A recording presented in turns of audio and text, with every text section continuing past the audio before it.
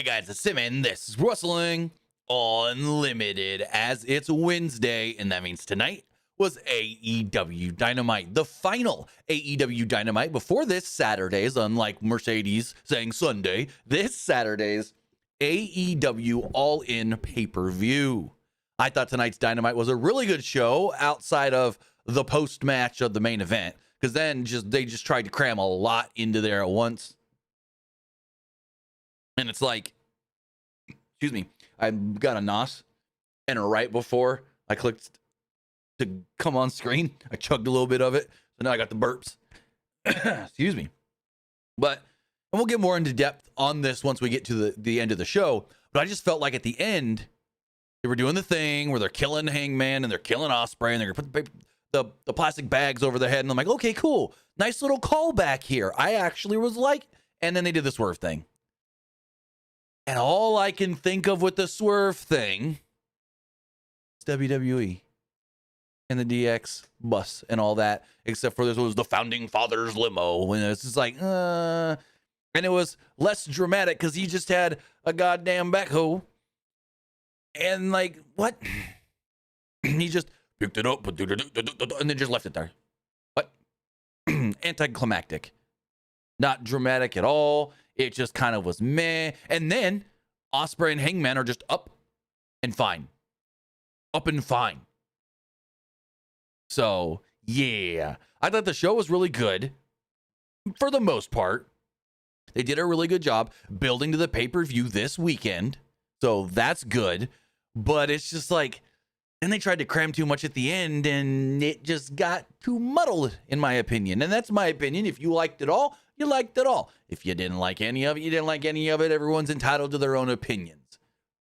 But again, one of the better Dynamites, I would have to say, at least for me and my enjoyment. But with that, I want to say thank you for joining us here. Twitch.tv/PWU Unlimited, YouTube.com/Pro Wrestling Unlimited, and podcast services all around the globe like Stitcher, Spotify, Google Pod, Apple Pod, Anchor, iHeartRadio, and so much more.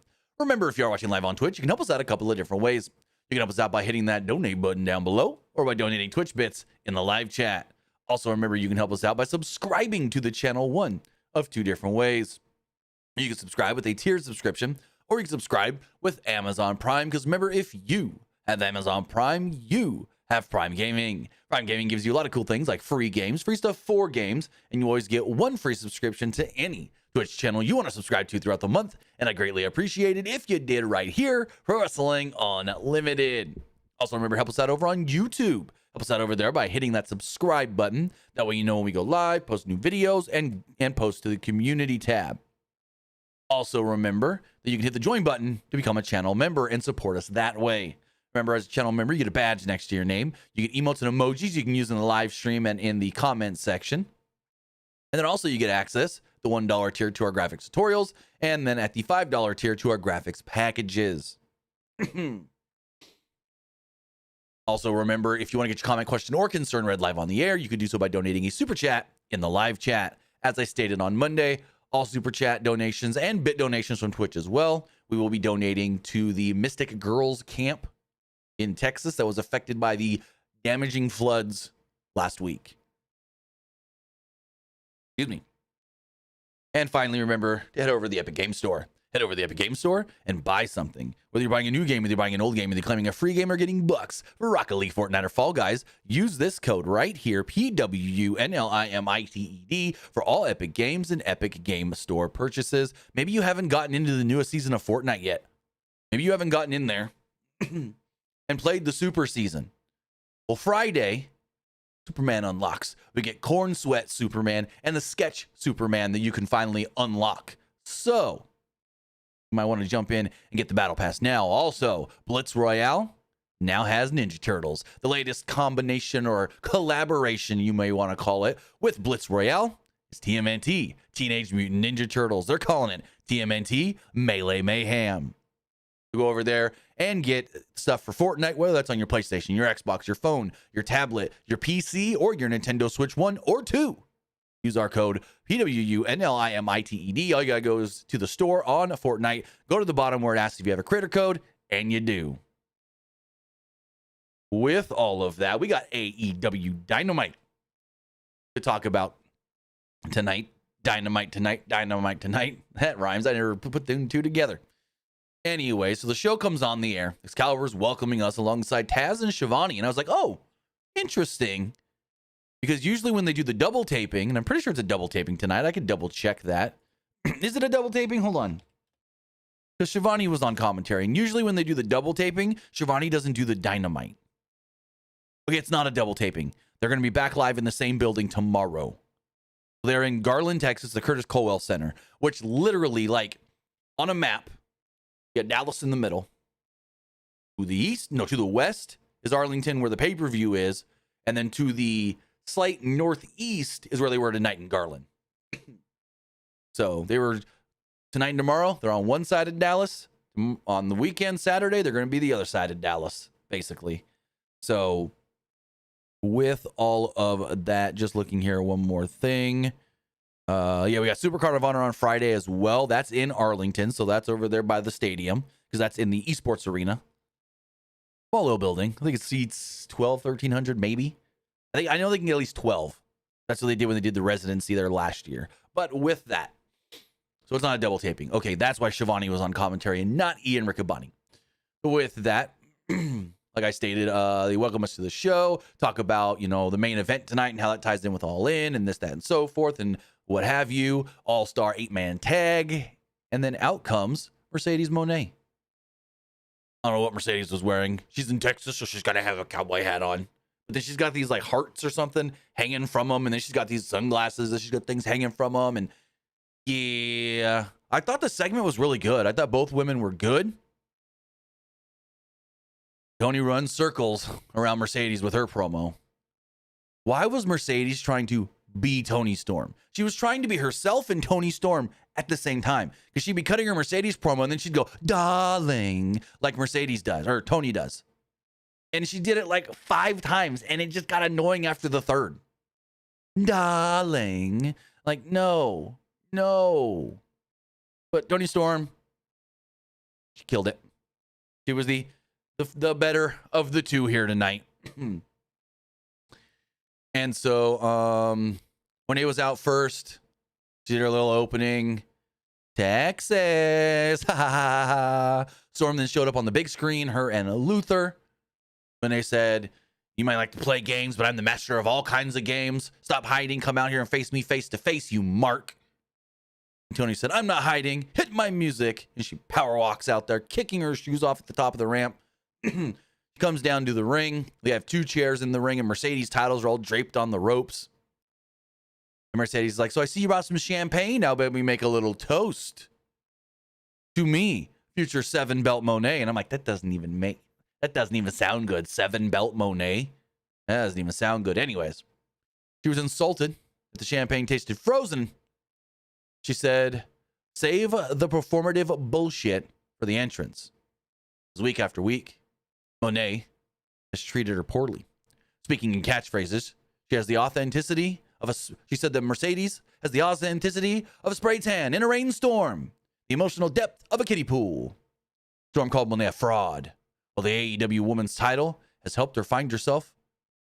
And a question that was, she said, well, let me reread this. While the AEW Women's title has helped her find herself, and a question, what the hell is what the hell Moné is so afraid of? I wrote that weird.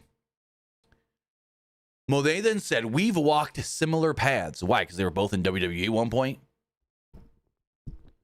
Anyway, she said, but they are not alike. You just said they're similar, but they're not alike. What? As she said she'll always be better than Toni Storm, especially in class. Moné says she isn't afraid to leave it all on the table and go through hell and back because I've made it my bitch, or something like that. I didn't write it down perfectly. And I'm like, well, who are you talking about that you made your bitch? Gone through hell and back with the WWE? Mercedes out here saying that she went through hell in WWE and she made it her bitch by what she's done now. I don't know. She says she loves the fans that hate her because it motivates her. And no one will derail the Moné train, especially Toni Storm. She said this is her legacy. The one-woman revolution. She is the alpha and the omega and everything that sits between. Storm said, legacy? Well, they don't exist. One day, we'll all turn around to dust and just die. This is when, like, Toni just killed it with this little mini monologue here.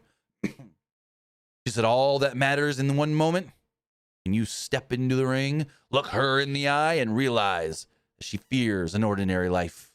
But Storm fears an ordinary death.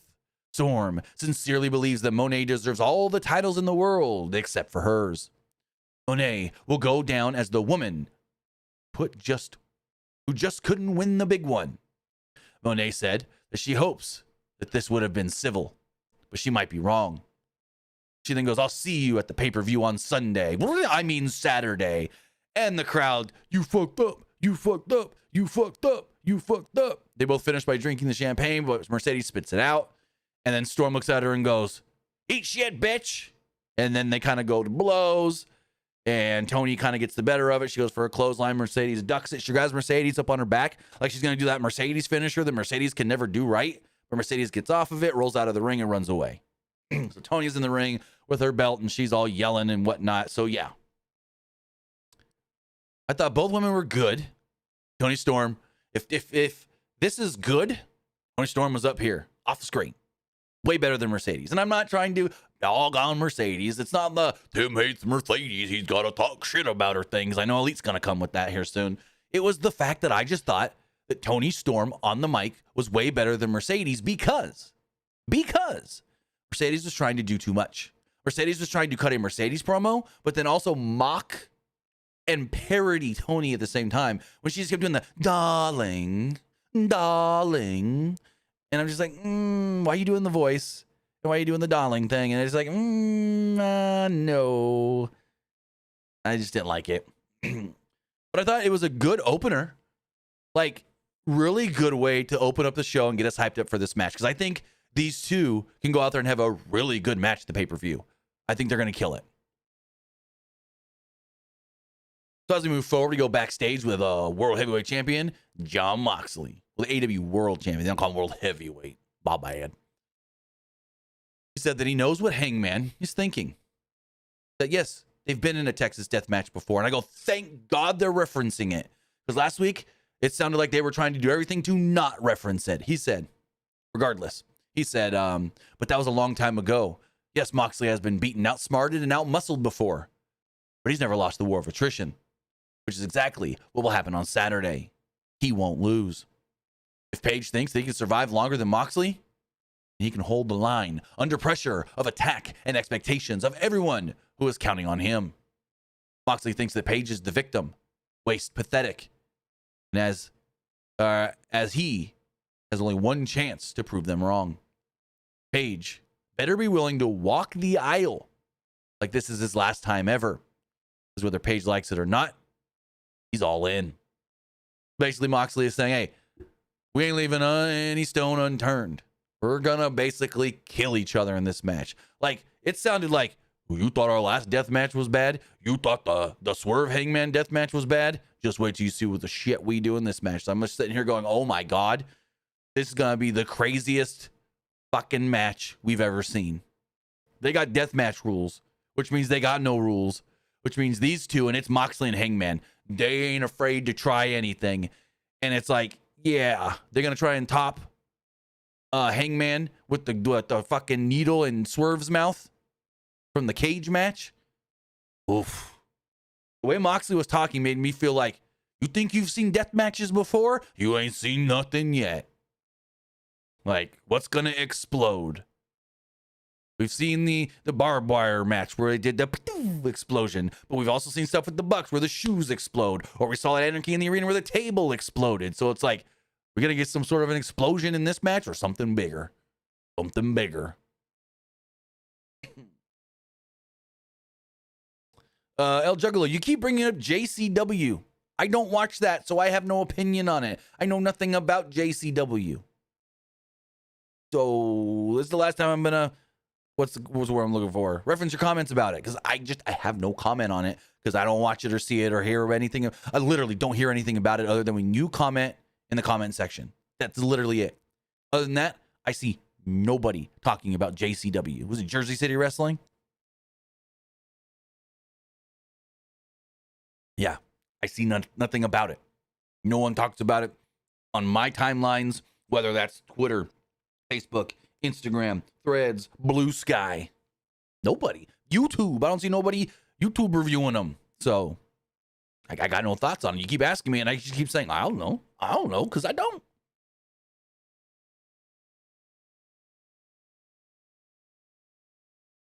Said, no, it's Juggalo. Well, now I'm even farther off if I don't know what you're talking about. What is it, an E-Fed? And here you are being an elitist? What do you mean an elitist?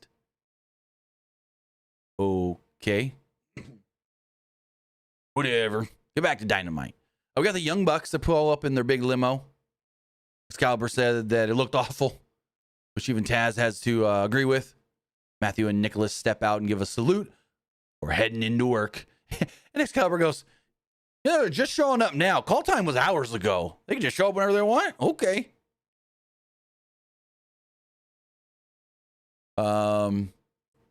Moving forward, the Kyle Fletcher, Konosuke Takeshita, and Lance Archer.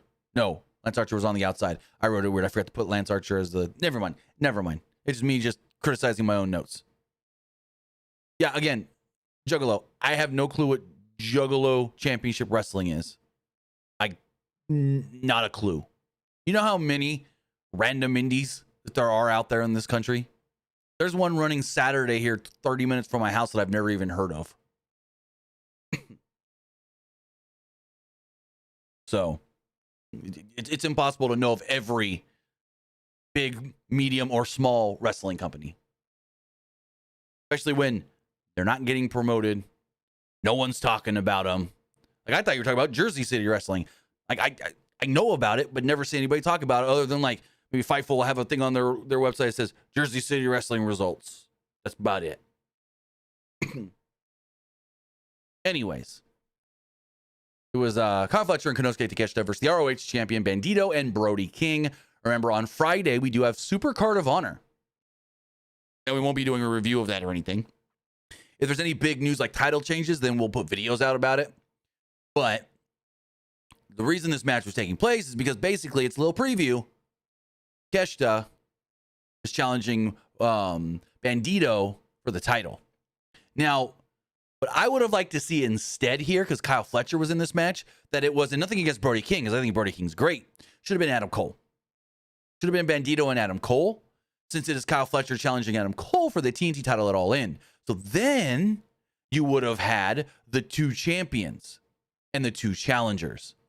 But that's just me. I don't know where Adam Cole was tonight, tomorrow, whatever.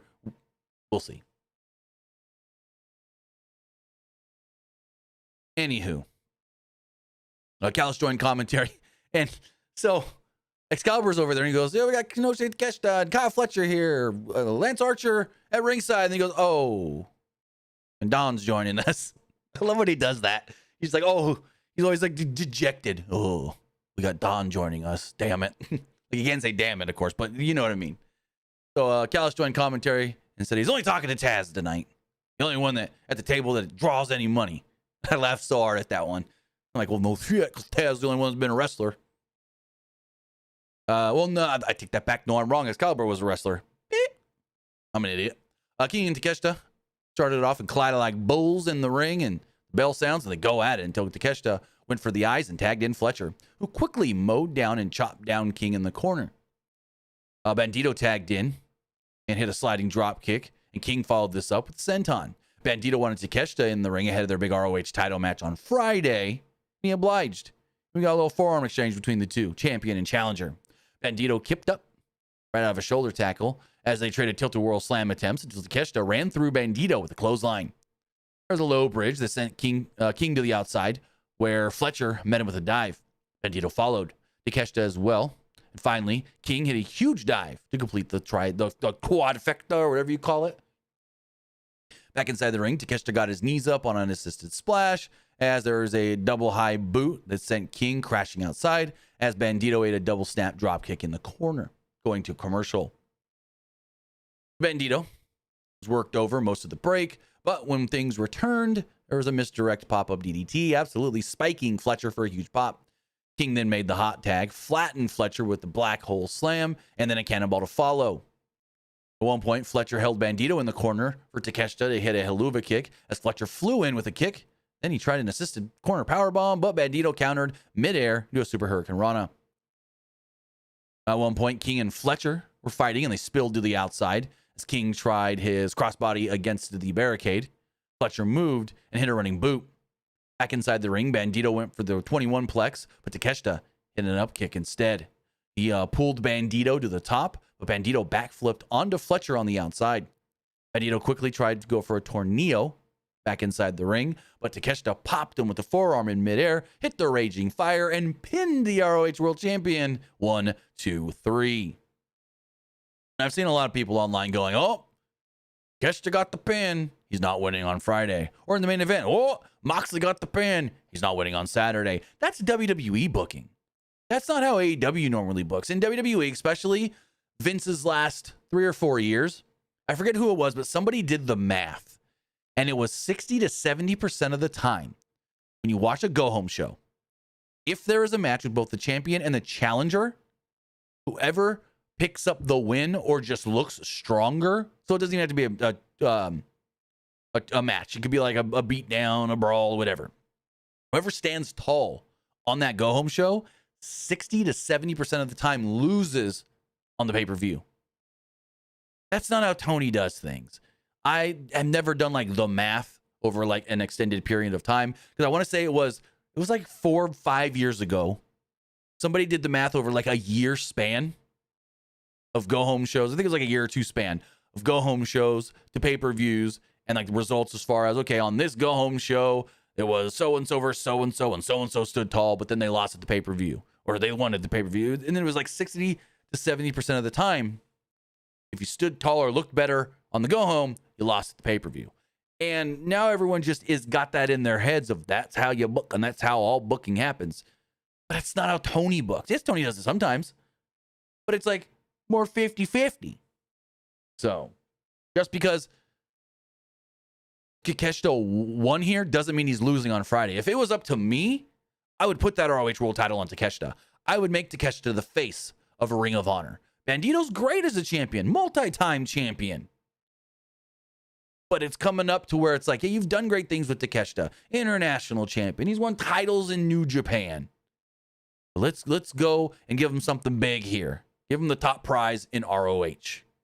And is he in the G1? I can't remember. I know he was on some poster for it, but I can't remember. G1 2025 participants. I can't remember. Is he in the G1 this year? Takeshita Kanosuke.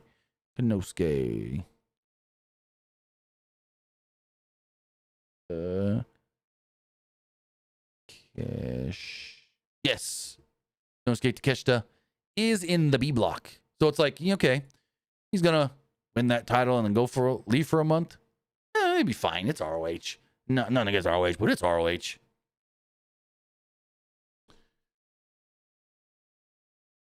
So afterwards, we get a video package, the Outrunners versus FTR from last week's Collision, and what they said, a fantastic match. And I heard people talk greatly about this. I think it was Vinny V on the Brian and Vinny show over the weekend said that this was like the best match he's seen in all of last week, and maybe even farther back, even longer. He's like, this FTR Outrunners match was so good. I didn't see it. I don't watch Collision every week, so I didn't see it. But anyways, Magnum and Floyd talked about how closely they were winning that match, but still stood toe-to-toe, proving that the Outrunners will never quit. This isn't over between these two teams. We're then to FTR in the back with Christian's group, and I'm like, what the fuck are we doing here? Do not add them to the tag title match, please. And then they say, oh, we got a big match tomorrow on Collision. And I'm like, oh.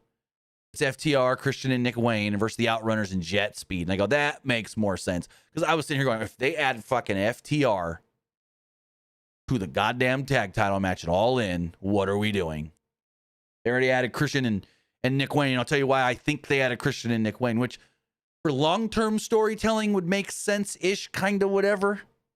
All we know is at one point there was a plan, and this has been reported by multiple outlets. There was a plan at one point for Christian and Cope to be teaming together at All In for Christian and Edge to reunite the first time in AEW as a team. But Christian then said, you know what? I want to finish out this Nick Wayne story. I want to flesh it out. Like, we got a plan. Let's get to the end. And I'll tell you what I think that plan is and why they need to be in the tag title match when we get to the whole thing with the Hurt Syndicate later. After the whole MJF Briscoe stuff. But anyways, they were talking about that match, and then FTR and whatnot. They were like, oh, we're going to be there at All In. We're going to be watching, and then whoever wins them tag titles, we're coming for them. Renee Paquette's, oh, no, that was this whole segment. The Renee Paquette thing. Yeah. Renee Paquette was with them. Then we had Ricochet, Blake Christian. No entrance for Blake Christian. Normal whatever entrance for Ricochet. This match was all right. I thought these two worked well together. Commentary talked about Ricochet also being in the Casino Gauntlet. So now that is, I want to say, 4 men. We know official for the Gauntlet match. So it's Briscoe and MJF are starting the match, 1-2. Then we've got, what's his name? Mystico is being advertised for the match. And Ricochet. But it's weird because later when they showed the graphic for the Gauntlet match, it only showed the 3. So is Mystico number 3 or something? And yes, you could say, well, what if Ricochet doesn't even end up in the match? You do false advertising. Well, yes and no. That's why they don't announce so many people for the Gauntlet matches. That way they can get through. Because there's a chance that this match ends in 2 minutes and then MJF pins chicken. But anyway, so we do have a bit donation from Esports Gaming Rules. He said, I got a feeling that Mone is going to win at AEW All in Texas, so I'm watching to watch the WWE Atlanta weekend. See, I'm going Toni Storm. I think this starts the downfall of Mercedes and that story. We've got the Mercedes is a beast. Mercedes is beating everybody and winning everything. But I think the one person she can't beat is Toni Storm, and Toni Storm's gotten to her. And now she's going to lose this match. And then she's going to slowly start losing titles and titles and titles. So she's only got the TBS title left. And then we go on the story of Mercedes unraveling and Mercedes is going crazy and Mercedes is losing it kind of thing. I think that's a good story that they can tell. And I think she would do well in that story of I'm the heel. I think I'm the shit. And after being the shit for over a year, all of a sudden, what the hell's going on? I'm losing it. So I think Toni Storm's winning. And again, that's not my I hate Mercedes thing because people always say, oh, you hate Mercedes Moné. I'm just not a big fan. Anyways, where was I? They talked about how he's in the... they talked about how... I just lost my spot in my notes and then they froze. Let me click refresh really fast. Dang Google Docs. There we go. They talked about how Ricochet's in the Gauntlet match. As Christian got a hot start here, leaving Ricochet scrambling outside, forcing Christian to give chase, suckering him into the ring.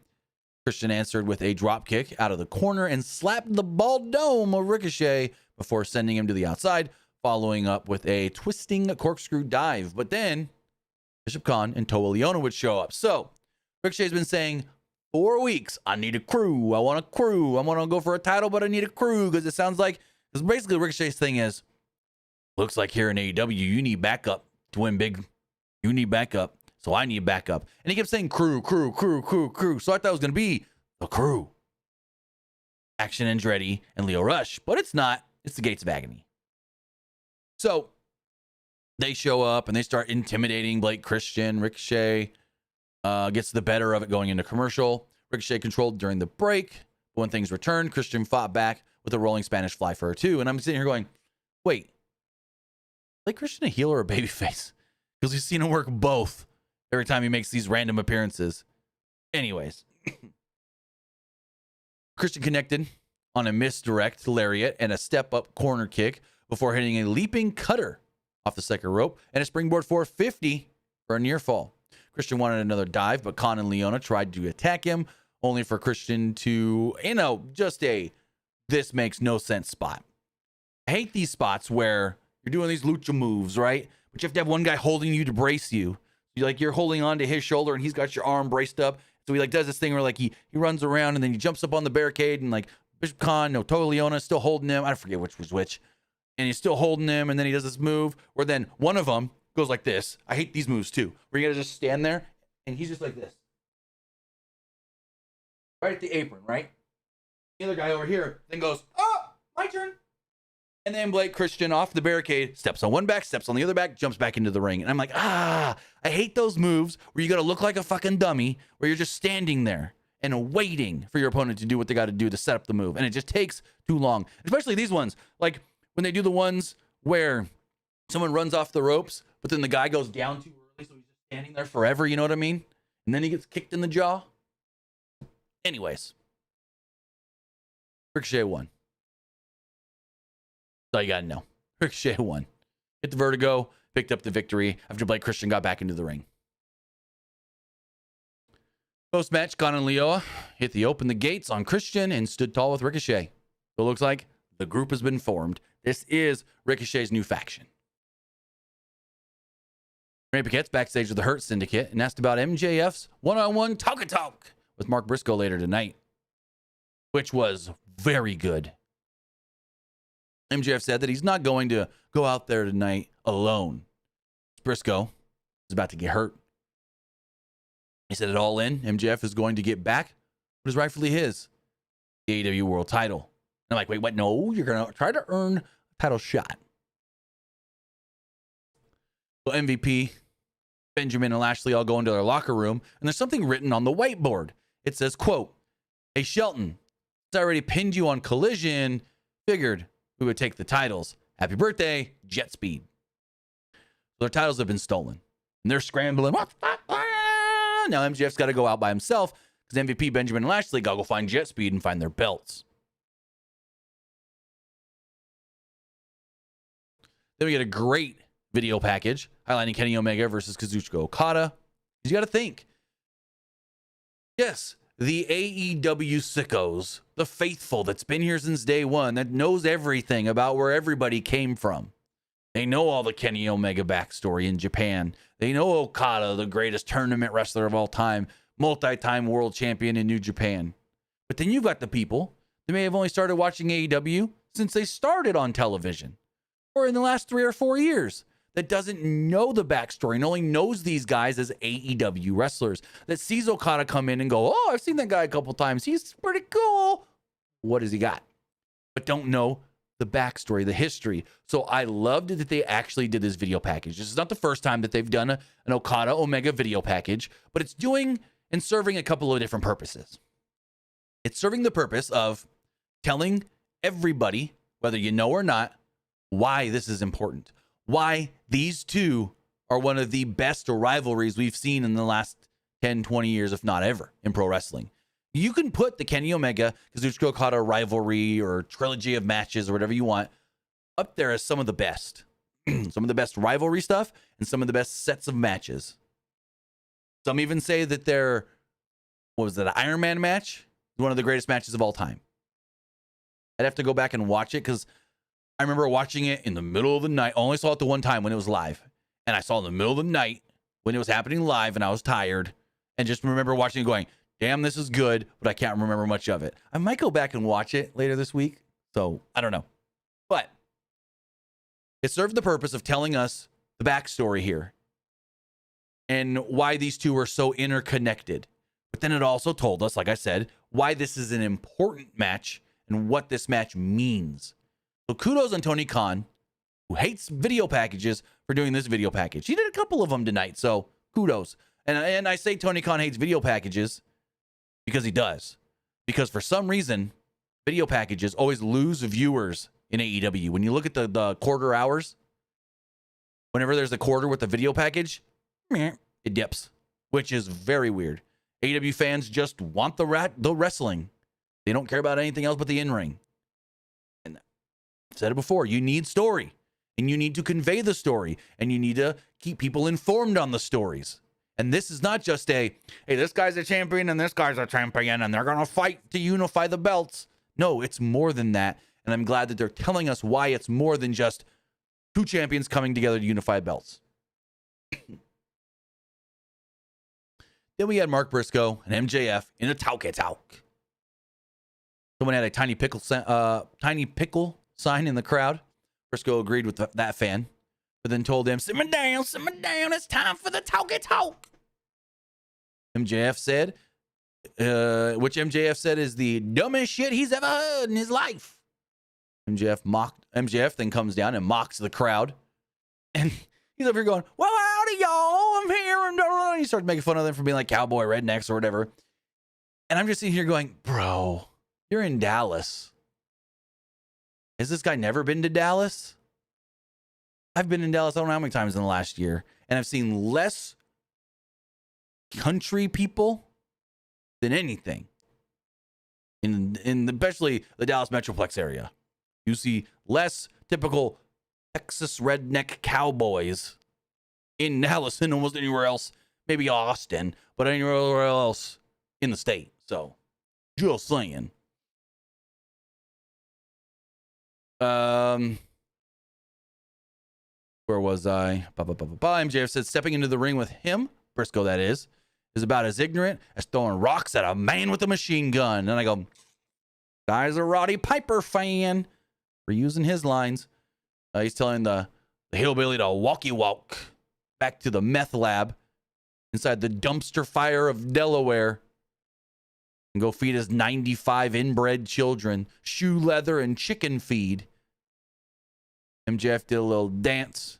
You can hear Taz trying to not laugh on commentary. Taz was enjoying this. Briscoe said that MJF all he needs is a good old country ass whooping. And it'll happen at All In. Saturday is whooping day. Wednesday is talky talk day. Briscoe is proud to be a redneck, proud to work hard, proud of where he came from, proud of every dollar he puts in his pocket.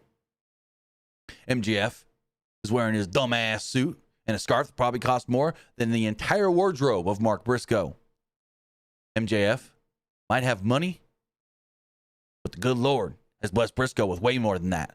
Friends, family, and everything else in life, which MJF doesn't have because he's bankrupt. MJF's like, bankrupt? Me bankrupt? I ain't no bankrupt. And he said he's bankrupt in his soul, and he can see right through him because he's got no soul. Briscoe sees through MJF, and he knows what he's about to do next. You know, talk some dumb shit about my brother to get me all riled up, aren't you? Go, go, go, go, because I've been preparing all week. Then MJF goes, no, I'm not here to talk about your brother, one of the greatest professional wrestlers of all time, one of the greatest human beings to ever step foot in a professional wrestling ring, a man that has a special place in heaven. And then he says, however, you know, brother's probably looking down right now, feeling pretty sorry that he's got to look at you and what you've become. He's probably over there rolling in his grave, seeing you go from one half of the greatest tag team of all time to this. Nothing more than a joke. MJF isn't a better man, but he beats. MJF isn't a betting man because he doesn't need any more money. He's got all the money he ever needs. But he bets if Jay could somehow physically be here tonight, he'd say, hey, chicken. Shouldn't have been me in that accident. Should have been you. Briscoe immediately double legs MJF and takes him down. The two start brawling.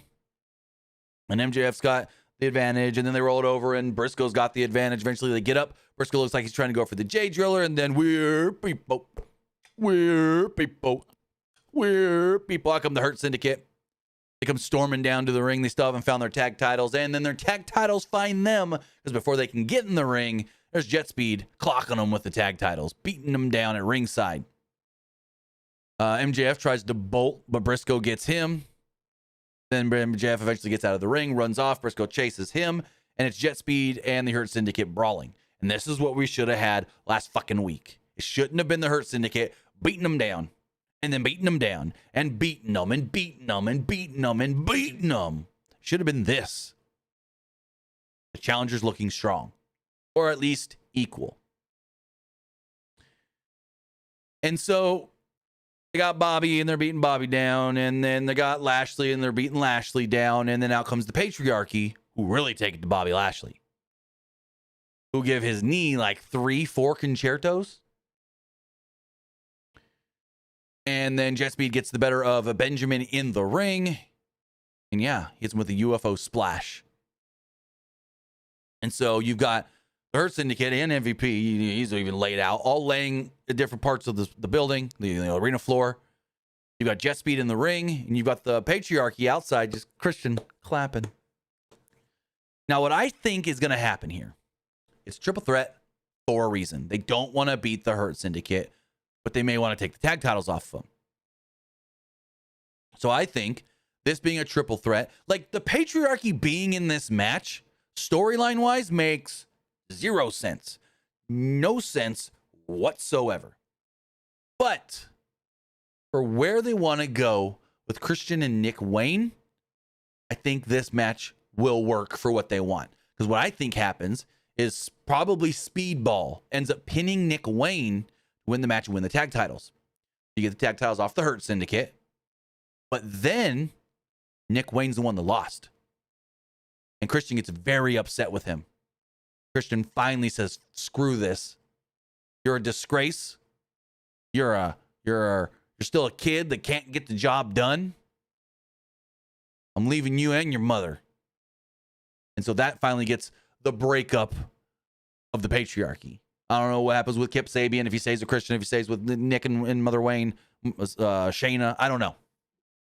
But I think that's what this purpose is of this being a triple threat. It shouldn't be a triple threat. It doesn't need to be a triple threat, but it's serving two purposes. They're going to take the titles, and this is just my prediction. I could be completely wrong.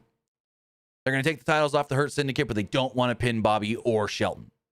So you pin Nick Wayne, which then infuriates Christian, which then leads to Christian turning on Nick. Nick can go babyface. Christian can do his thing. And then eventually in August, once we get to All Out, the Nick Christian stuff is done, and you can finally build the Christian and Edge or Cope, whatever you want to call him, in Toronto. That's my prediction of why it's a triple threat. Shouldn't be, but that's why. So we got a fatal four-way to determine the number 2 spot in the women's gauntlet match at AEW All In. We know that Chris Statlander starting number 1. Chris Statlander, the new Eve Women's Wrestling Champion. But got Megan Bayne, Ty Mello, Queen Aminata, and Tekla. Match was okay. Wouldn't call it great. I'd say it's okay. And they did the thing where they go on the 2 biggest women that they got starting off the gauntlet match. So yeah, that should be fun. That should be cool. Whatever. Megan Bayne still just doesn't do it for me. She's still too just statuesque, stoic, and wooden, I guess you would say. So they showed Chris Statlander watching the match from ringside. The bell sounds and Bayne immediately boots Tekla. We talk about how it's very odd that they're not working together since they were in a tag match previously last week on Collision, but hey, it's every woman for himself. Taz goes, yeah, in a match like this, you always got to be watching your front, but watching your back. You think a triple threat match is hard? Try a fatal four-way. It's even harder. And I'm like, oh shit, Taz. Of course a four-way is harder because there's the extra person you got to worry about. Anyways, Bayne low-bridged DeMello, who met her with a somersault senton off the apron. Tekla then leapt onto the pile with the crossbody. Aminata then goes to the top rope and hit the big somersault dive. It looked like she almost landed on her head. And then she slammed Tekla into the barricade as we go to a break. There's a lot of this, like, you can tell pre-planned. I'm going to do my spot. Then I'm going to do my spot. Then I'm going to do my spot. So everyone wait and this and yeah. After the break, there's supposed to be like a Cazadora cutter by Aminata and Mello on Tekla, but Mello missed her mark and things got a little awkward briefly and they kind of lost their footing and positioning and timing and spots. And they kind of got lost. Once Bayne returned, she got things back on track with the series of corner splashes and a sit-out slam on Aminata for a 2, broken up by Tekla with the punt kick. Tekla then tried a Revolution DDT, but Bayne held on and did the deal and did a Falcon Arrow for a 2. Mello and Aminata took turns ping-ponging Bayne with strikes before being sent over to the top with a double clothesline. Tekla then ate a pump kick by Mello. Bayne flew in to take her out with the clothesline as Tekla tried a lung blower off the second rope. Bayne then caught her and launched Tekla over the top onto Aminata and Mello, and the crowd kind of popped for it. And then Megan Bayne ran the ropes and did a suicide dive through the ropes to knock everybody out of ringside. So Bayne threw Mello back into the ring, and she kind of no-sold a jawbreaker. Mello then lit her up with some kicks and a TKO, or tie KO, whatever you want to call it. Bayne then rolled to the outside, so Mello couldn't go for the pin, and Mello then somehow didn't see Tekla just standing right in the middle of the ring, just standing there. As she ate a forearm, allowing Tekla to do the spider pose and the spear, but Amanada broke up the pin. Then there was a bunch of reversals and Cazador pins and attempts and this, that, so forth. And then one break things up, doing this and that, blah, blah, blah, blah, blah. And then I think at one point, Anna Jay and Penelope Ford, who were ringside, start fighting and they brawl. Bayne then gets in the ring, flattens Amanada. Here's with a running Liger Bomb and pins her 1, 2, 3. Megan Bayne will be starting number 2 in the women's gauntlet match. Basically, you could just say Chris Statlander and Amanada, or Chris Statlander and Megan Bayne are starting the match. I always hate WWE does this bullshit. Or Shawn Michaels is 1 from number 1. It's such a big feat. Rey Mysterio 1 from number 2. What's the fucking difference? There's no difference winning from number 1 in a match like this or number 2 in a match like this. So I always hate that where it's like, oh, if you go in from number 1, oh my God. Well, if you go in from number 2, it's the fucking exact same. Exact same.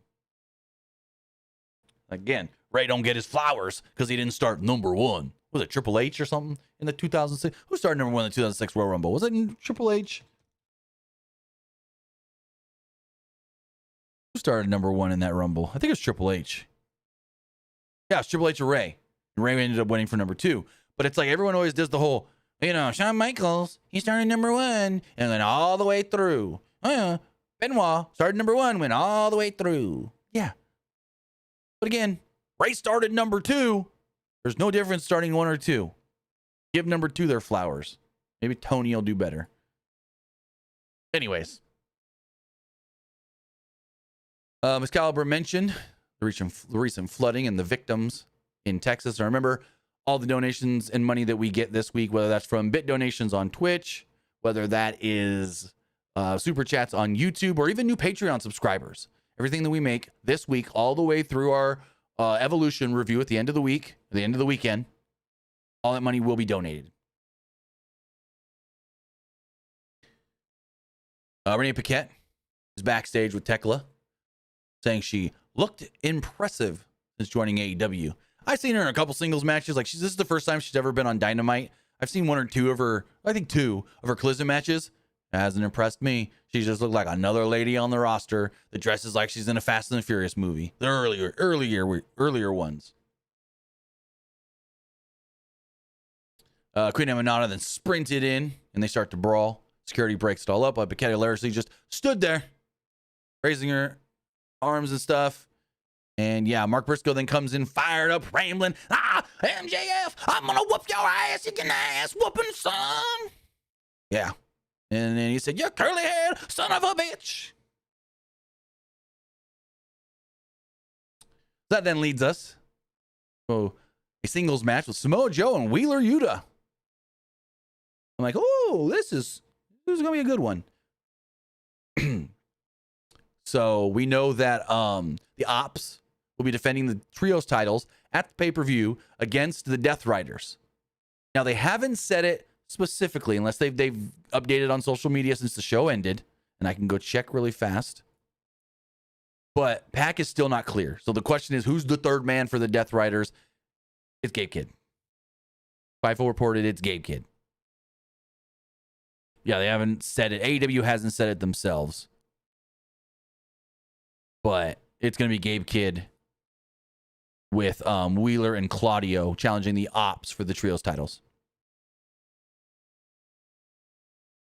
As far as this match does go, we get a haircut chant directed at Wheeler Yuta. Get a haircut. Get a haircut. Because this guy, his hair just keeps going down and down and down. I think he's just trying to see if he can get all the way to his chin by now. I don't fucking know. Anywho. Yuta wanted to do a test of strength for some reason. And I'm like, ooh, you want to test the strength, Sweet Tooth? Nobody know. He failed horribly. Yuta went up top. Joe was about to do some walk-off deal. but then Yuta had it scouted and landed on his feet. Kind of a fake out and faked an injury. He raked at the eyes of Joe, sent him to the outside, tried a slingshot dive, but Joe successfully did the walk-off on the outside. We go to a break, and when we come back, Yuta raked the eyes to escape a muscle buster, followed up the missile dropkick, and a dive to the outside. Quickly back inside, Yuta connected with a flying elbow, but Joe kicked out. The one. Yuta then hit a spinning armor breaker out of the corner and sank in a Kimura, but Joe got to his feet, Manhattan drop, big boot, senton, signature combo, and snap power slam for a 2. Excuse me. Yuta then pulled referee Bryce Remsburg in front of him and got an eye poke. Tried to skin the cat kind of German suplex deal, but instead got an O'Connor roll. Joe wisely just kicked free from it as Yuta landed right into a coquina clutch. Quick submission tap out, and there we go. Post-match, Gabe Kidd goes into the attack of Samoa Joe from behind and put the boots to him while Yuta, before Powerhouse Hobbs and Shibata would sprint down to make the save. Gabe Kidd and Yuta would run off. So if that didn't tell you, Fightful also told us and reported during the show, hey, it is Gabe Kidd. It's going to be the third man for the Death Riders. With all of that, before we get into our main event, we are sponsored here tonight by Aewcooly. Let's hear from them right here. Does the summer heat got you sweating through your shirt before noon? Maybe it's time to chill with an Aewcooly handheld fan. This pocket-sized powerhouse is your secret weapon against scorching temps. Whether catching rays listening to music or just looking to get a great tan, it brings the breeze right when you need it. With 3 speed settings, a rechargeable battery that lasts up to 10 hours, and a whisper-quiet motor, the Aewcooly fan delivers cool comfort without the buzz or bulk. Toss it in your bag, clip it to your desk, or have it right by your side at all times. It's compact, stylish, and oh so convenient. So why melt when you can breeze through summer? Use our link in the description below, scan the QR code on the screen, or head over to pwunlimited.co/Aewcooly. That's AECOOLY now for coolin' in the palm of your hand. With that, if you are watching live on Twitch, the poll is also live as well. Go vote there. Do that. Bum, bum, bum. Anywho, as far as the main event goes, a 8-man all-stars I like to do. It was Jon Moxley, Claudio Castagnoli, and the Young Bucks taking on the team of Hangman Page, Will Ospreay, Powerhouse Hobbs, and Katsuyori Shibata. And I'm sitting here going, come on, where's fucking Swerve? We haven't seen Swerve. He's not advertised for nothing. He's got to be coming out after the match. He's got to be doing something after. And that's what happened. Swerve came out after. Anyways, the bell sounds. Page turned Matthew inside out with a lariat and flattened him with a big boot, decking Nicholas and Claudio, but not Moxley, who got away. The Bucks quickly gained control by double-teaming Hangman, but opted to pose, missing an Ospreay tag as he flew right in with a crossbody and a double Pele kick. There's quick tags by Shibata and Hobbs, working in stereo with a running corner dropkick and power slam before Ospreay used Hobbs' back to launch off and hit a Sky Twister press. The match kind of broke down here on the outside. Ospreay flew onto a pile with a slingshot dive. Nicholas hit a punt kick off the apron, but, well, until he was knocked to the outside, where Page hit an Orihara moonsault on everybody on the outside to go to commercial. When we come back, we see that there was a table set up. Ospreay was worked over most of the commercial. Claudio missed a corner charge and posted his shoulder, but Moxley tagged in and was met with a snap suplex, allowing Page to make the hot tag as Moxley quickly bailed, tagging Matthew. Page ran wild on everyone else, and laying out Claudio Castagnoli with a slingshot dive and spiking Nicholas face first on the apron. There's a moonsault off the apron that wiped out Claudio, a pop-up powerbomb on Matthew for a 2 as Nicholas was launched to the outside. The blind tag on Claudio as Matthew avoided a deadeye. Page kicked free from a giant swing, and we get a big meat face-off with Hobbs and Claudio. They slug it out. What can you call Claudio a meat guy? He's not a bigger guy, but he is a bigger, buff, strong. They say he's one of the strongest guys in all pro wrestling. Like John Cena's even said it.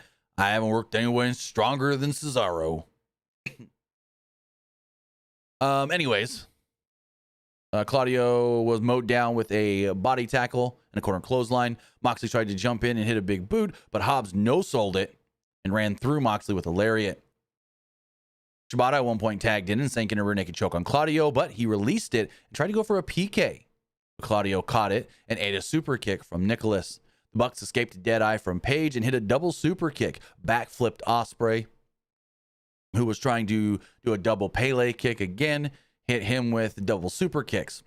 Ospreay was up on the apron and no-sold the double super kick at first, but then not the second. He sold that one and fell back into the arms of Claudio and Moxley, who slammed him through that table that was set up during the break. Shibata was left alone with the Bucks, who hit an EVP trigger, allowing Moxley to tag in as Claudio hit the neutralizer. Moxley then applied the Bulldog choke and picked up the victory. Moxley does end up getting the win. Now, post-match, there is just a lot here. Like, a lot. A little too much, in my opinion. Page runs in and got a few punches in on Wheeler Yuta and Gabe Kidd.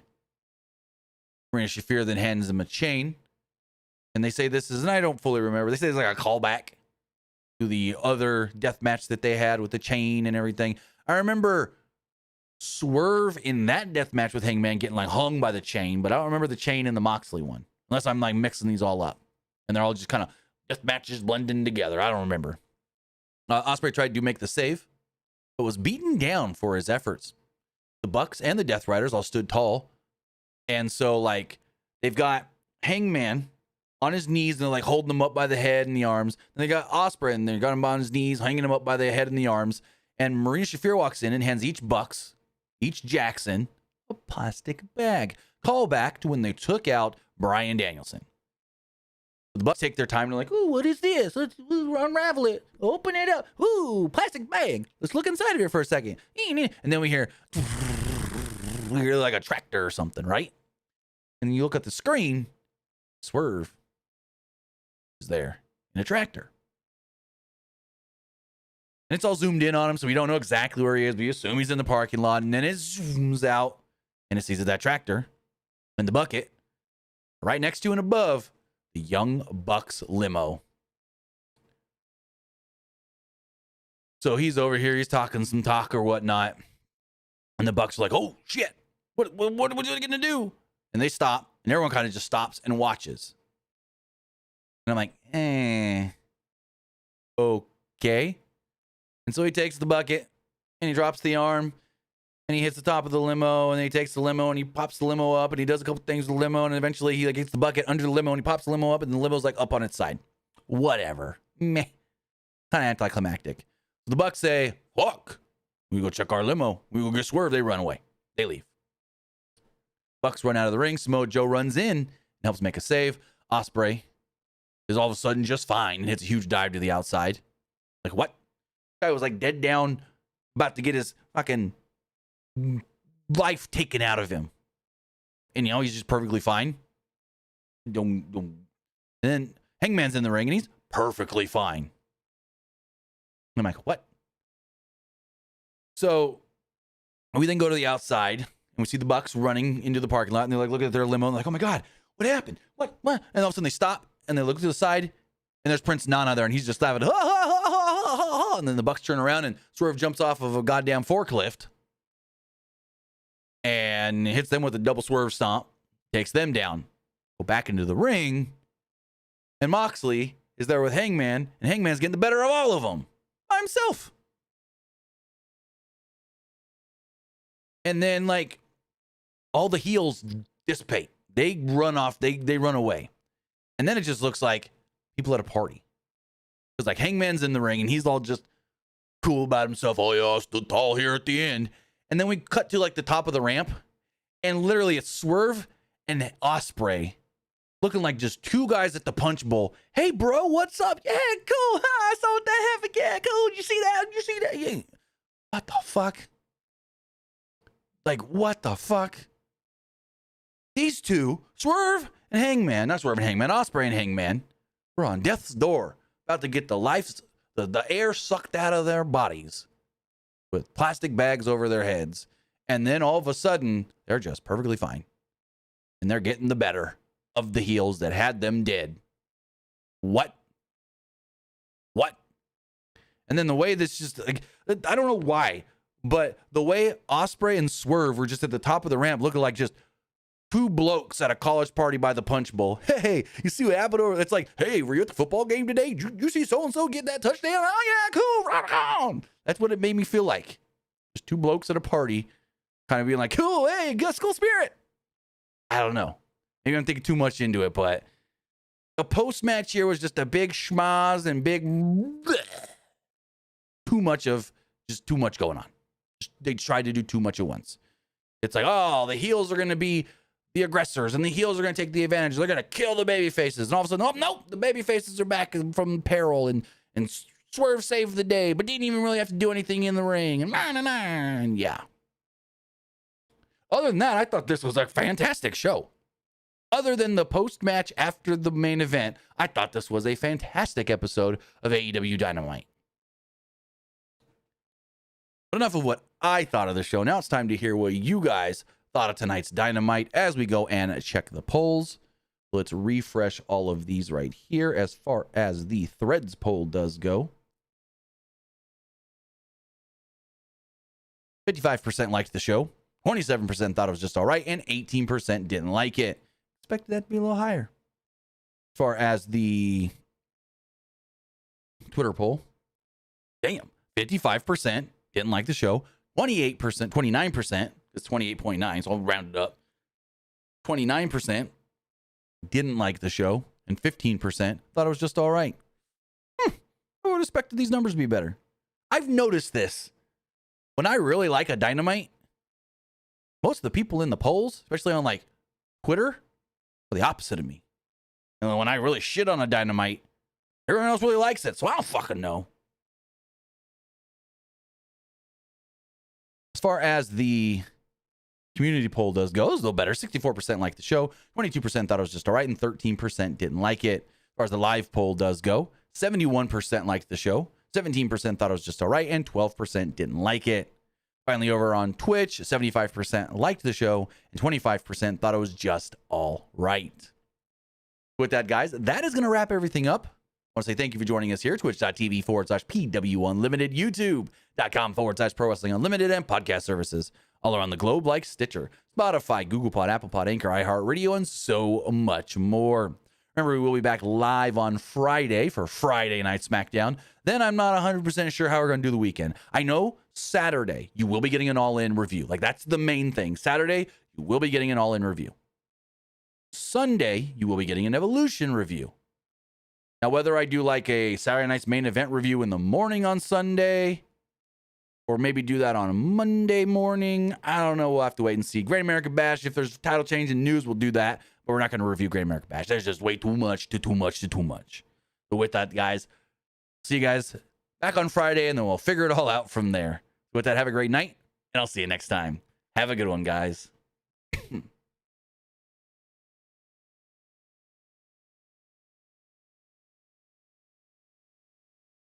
All right, if you're still watching live on Twitch,